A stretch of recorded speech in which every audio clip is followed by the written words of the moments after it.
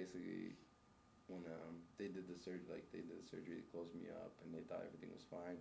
But once they closed me up, then the machine started going again, and my mom had to sign for them to do another surgery because when I got shot, well, a hole was in my spleen, and you know what your spleen is, right?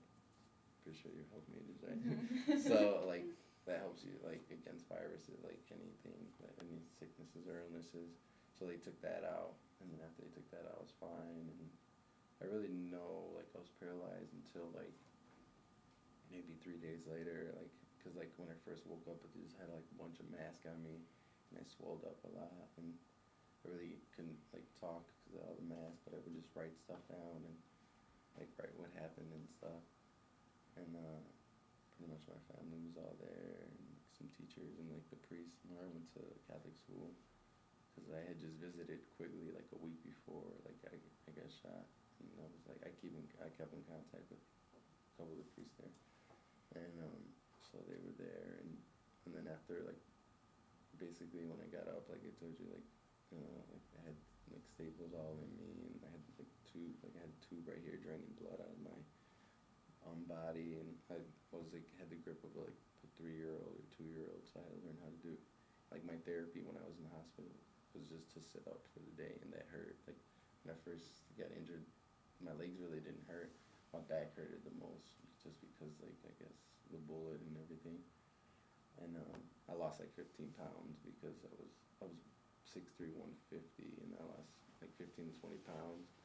So from there I went to RIC, which is a rehab institute, and then I did my therapy for 3 to 4 months there. And I was in there till my 18th birthday, which was in April. So yeah. How did you react to the news of when they told you? Yeah. Man, I cried. I ain't gonna lie. I just I just cried, and I really didn't know what to think. I was kind of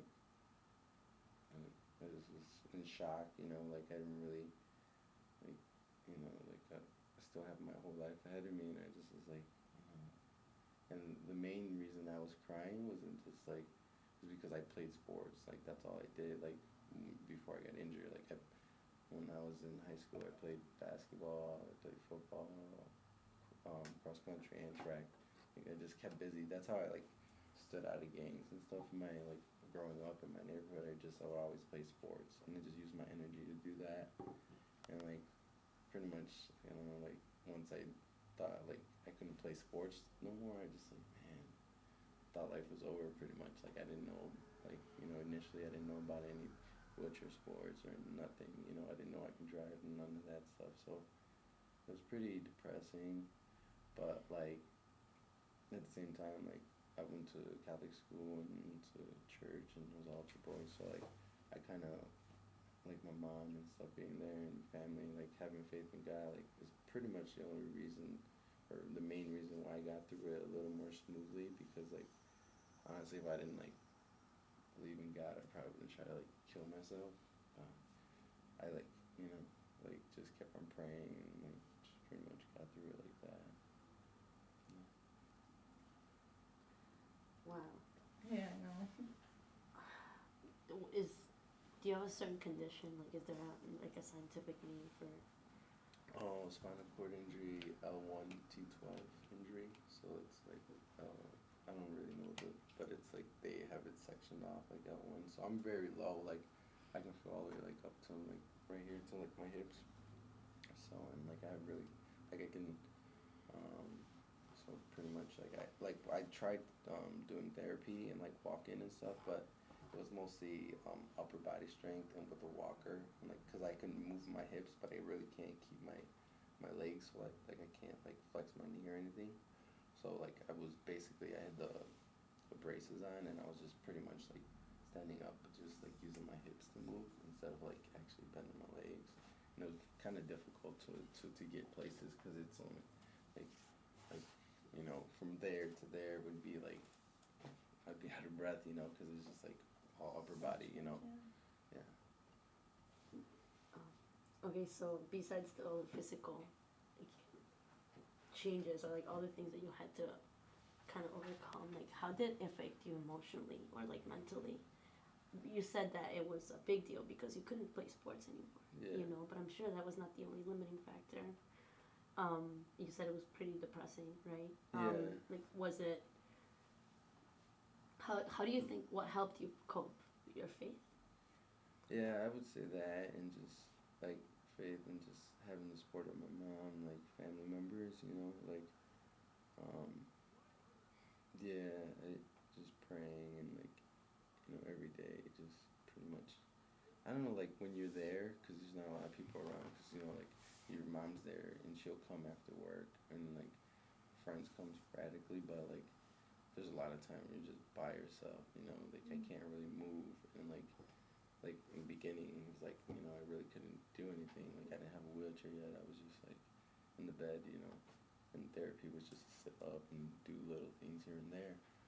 So like I don't know, just a lot of quiet time, a lot of solitude with myself and God, and actually probably gained a greater bond with God at that moment, because it's just me and him, and just pretty much nobody else, and I just gotta, like I could have easily been like and I did, I'm not gonna lie, like I questioned like God, why did you, like why did this happen to me, because like I mean I did some crazy stuff when I was young, but nothing to the extent where I deserve this, like, and like I don't know, at first I was just like that, and then my mom, she just kind of like, don't question, things happen for a reason, and like God has a plan for everybody, and like just see it out, and she's like, she always told me when I was younger, like God has a good plan for me, because like my mom didn't raise me, like my grandma raised me, so like she like would always just tell me like how special and stuff, like, and that that God has a plan for everybody, and so I kind of was always grown up to like to think like that, so I knew like after I got out of that phase of being bitter and questioning, like I just pretty much talked to God and tried to figure out what my plan was. And of course I prayed every day to walk, like that was my main goal, like please, let me walk again. But after a while I just stopped praying about that, because like I felt like I was nagging God, like God knows like what our intentions are in life and what we want. Like I feel like he knows, and if it's in his plan for me to walk, then I will, but if not, then there's still good things I can do, in my situations. You were in the hospital for about 4 months, you said? Yeah. Before you were able to go back home? Because I got shot on January 15th, so I was there till like my 18th birthday, so roughly like around that couple months. And when you were finally able to go back home, like how was all of that completely different for you? Or in high school too, did you go back to school? Well, see, the thing is, I was like 3 months from graduating, so I had homeschool, like with my, it was funny because like my coach, who was my English teacher, he was my homeschool teacher, and then like, so he would just come and give me work, but at the same time, like I was still in a lot of pain, so they didn't really push me too hard.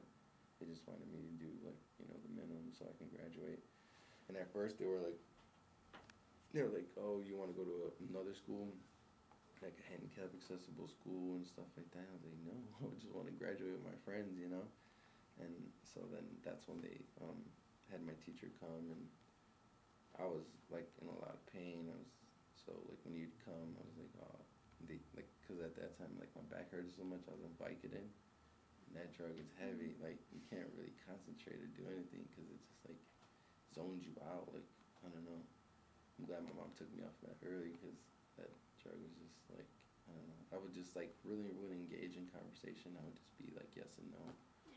But like I had to take it because it was like my back was killing me, So pretty much I just like did the homeschooling and then graduated with my class and stage, and everybody clapped.